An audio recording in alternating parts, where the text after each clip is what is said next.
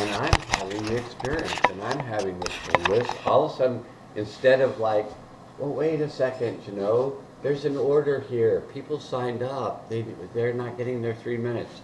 I was doing a little bit of that, like you just stepped in and took over, you know, and then I went, oh, she's doing something here, telling this story about her own healing from her trauma of flying. And she just told this whole story. I said, oh, this is a healing story. Do you find, have you ever healed somebody? I've never healed anybody but myself. Okay, helping someone heal themselves. Where you felt like they're going to use this to do wrong? I figure any release of energy they're responsible for, and what they do with it, I'm not responsible for. I'm responsible for the world that I experience. I'm responsible for myself in that world. I'm responsible for what I do in that world. I can do anything I want in that world.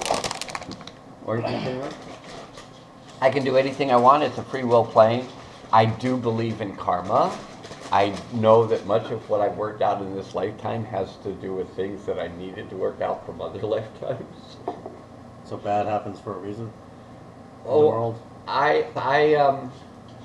What about genocide? Is that karma for groups of people? You know, I have no idea why those people might have chosen to sacrifice themselves. I don't understand that thing. I don't get it.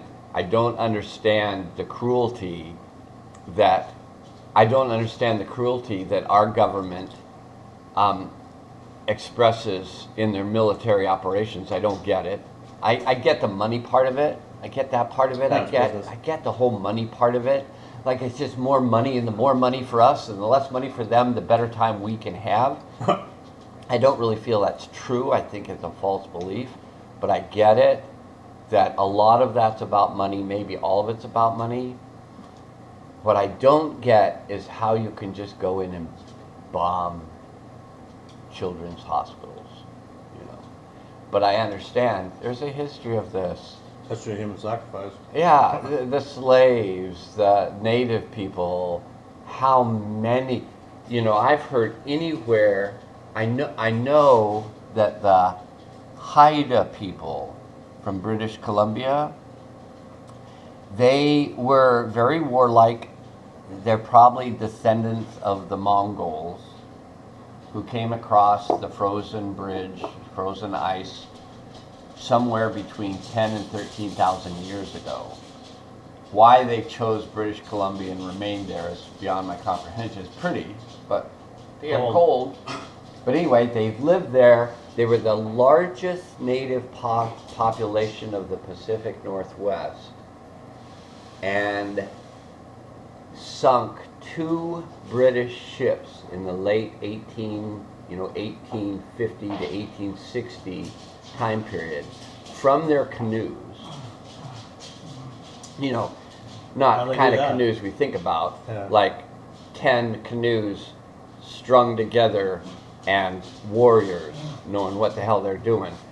So go in and punch a hole in the side of the ship, let the ship start to sink, you know, everybody jumps off, and they pulled the British ship to shore, took the cannon off it, figured out how to use the cannon, and began shooting it at the British ships, shooting their old cannon at them.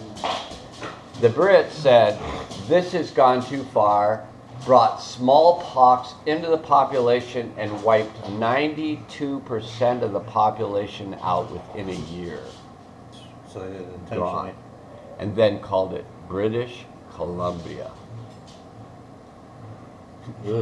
That's cruelty. Not only did you just wipe out the entire population, but now we're going to call it fuck you Indians. Yeah. So I've been reading the history of the Haida. Scary ass people. Chief Seattle spoke of them in his talk when he decided he was better off. It was a bad decision, but he decided he was better off joining forces with the U.S. military, you know, with the invaders. He thought, we're better off part of the invaders. I believe there are now 5 descendants left of Chief Seattle. 5. Yeah. Something like 5 left of Chief Seattle's. And he was a major chief. And every other group got land given to them for, you know, the settlement of the Indians, whatever, except for Chief Seattle. They didn't give him shit. And they made it illegal for anyone Native American to step foot in Seattle for a long time. One of his daughters just stayed. So. Did you ever read the book Indian Killer? The novel? The novel? Yeah. I know Sherman Alexie. Only because I asked him to write an intro for one of my books. Uh-huh. I'm going to try it again for my new book. See if he'll write something. He's a great writer. Oh, he's a great writer. I loved that book. That's the first one I read. The short stories are better though. And so write down his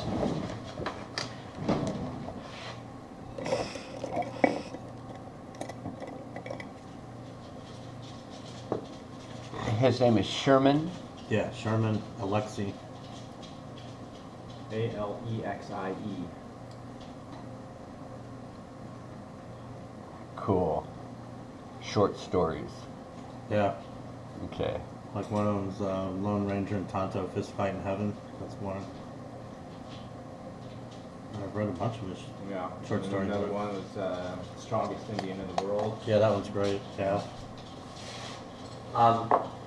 Should I carry on with the coffee? I'm fine. I'm getting wired. I think I'll be fine too. Okay. Getting spun. I think the potatoes are getting close. Hopefully not past close.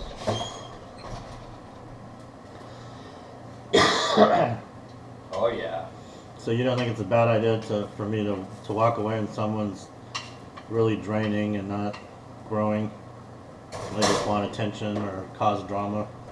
I get a lot of crazy makers. Yeah. Well, and it's interesting because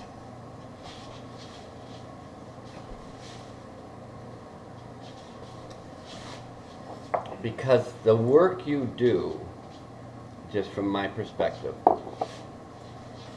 is out at that edge and not only pushing the edge, but just destroying the edge. Yeah. You just destroy the edge. My mother said the same thing. And so you open up worlds that people are only drawn to when they're ready, and when they go there, you're not responsible for what people do with your work. You're responsible for your work. You do your work. You're not responsible for what happens. You just do your work, and it's breaking the chains. It's breaking the mindsets. It's breaking the beliefs. It's splitting them asunder. You are, in my perception, like the true revolutionary. No. You're just shifting consciousness, and you're doing it powerfully, and you're doing it thoughtfully. Like, it's not like you're just like, fuck them, I'm just gonna fuck with their heads. I don't get that at all. You're like, bless them, I'm gonna fuck with their heads. Fuck their heads open. Yeah, I'm gonna fuck their heads open. And so you do that, and there is a lot of disturbance on the planet, and you have tapped into it, and you know it. You're comfortable there. Not comfortable like, I want to be in that space all the time. No, I want to break from it. Yeah. But I'm comfortable with that place. I can go to that place, and I feel like there has to be those that are brave enough to go to that place with protection. I feel like I always go with protection. I don't want to produce any offspring from my consciousness. But I go into those places, and you go into those places, and we do work. And we don't even understand, like, how the hell did I learn to do this? Yeah. You spent lifetimes doing this. Here you are doing it again. You're just, it's an awakening process. We're just remembering. But we're also remembering, or I'm remembering, ooh, I kind of fucked up in that one. You know, I mean, bad, good, no, just consequences. You could say the consequences were bad, you could say the consequences were good. That's all just a judgment. But there were consequences, and I've had to work a lot of those consequences of those lifetimes out for myself, which has allowed me to help others work through the consequences of those lifetimes, where basically people had an experience was like, well, this is overwhelming, I'm out of here. You know, they might have been blown up, they might have been massacred, and part of them stayed in time and space, is my perception. Part of them stayed in time or space with that event. And part of them said, I'm fucking out of here, and left and went over and incarnated and tried to work that out in this life. What I've been guided to understand is it can't be worked out like this. It can only be worked out here where it happened. Oh. So there's this thing that I've been introduced to called the portal of time. And I only go there with who I refer to as my higher self, or the person's higher self. But I always say I ask the higher self, and the higher self will only do this if it's for the highest good. So that's just a safety valve. I ask. Sometimes it doesn't happen. You know, I'm like, oh, it didn't happen. But I oftentimes ask for us to be taken through the portal of time into the place of timelessness and back to the original event that we're to release and integrate today. So that's a bit of what we did yesterday when that real heavy energy came in. That was an event that the three of us were either clearing for the planet or clearing for ourselves, or both. You know, it was probably an event that we somehow were a part of and we hadn't finished it. So we go back, we finish it. All it means is, okay, we have all that knowledge and energy available to us now. What next? What do you think when, because I think people are drawn to me in my work, and then they go on attack mode, like kill the messenger for the message. They lash out. Seems contradictory. Well, people are attracted to you because you've been through trauma. And for most of it have come out of the other side. So you found out what is safe for you. Because any of us that went through those traumas, safety is our #1 margin. If it ain't safe, I ain't going there. You know, and I may be scared shitless in the safety. It's not like I don't experience fear, but I only want to experience that fear in a field of safety.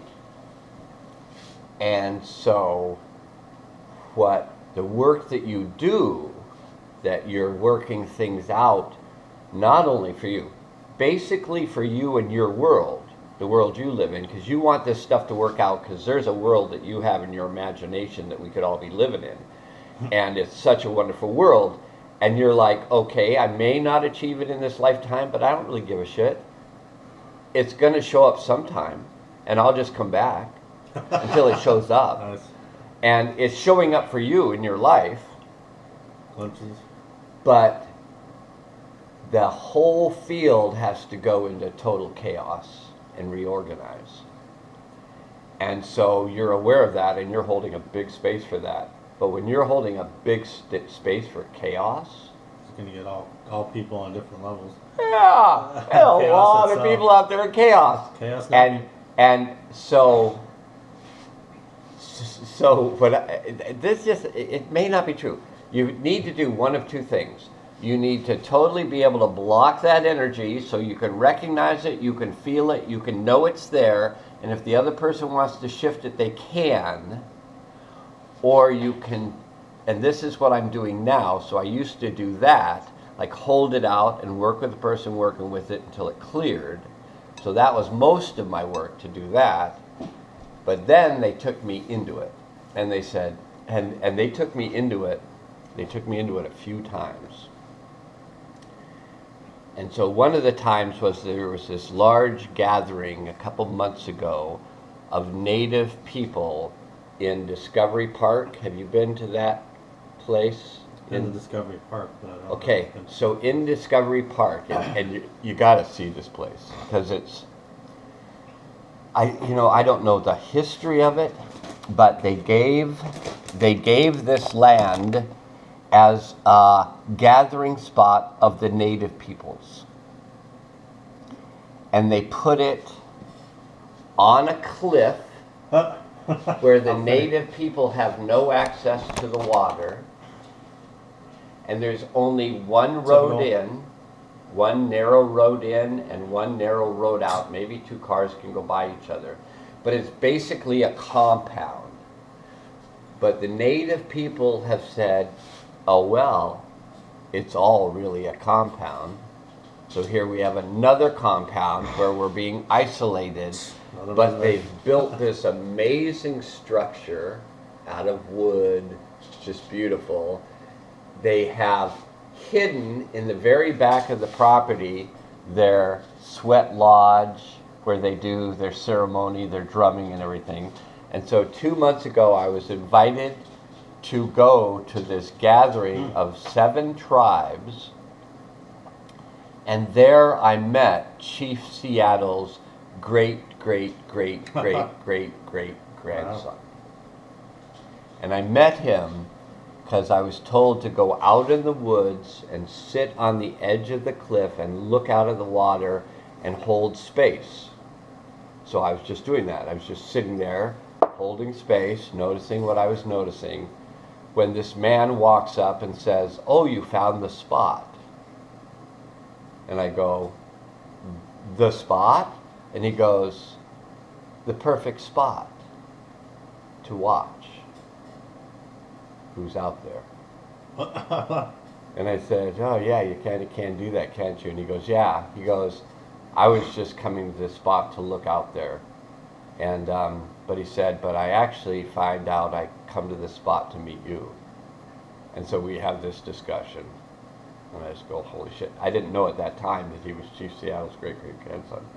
So then I'm told to walk the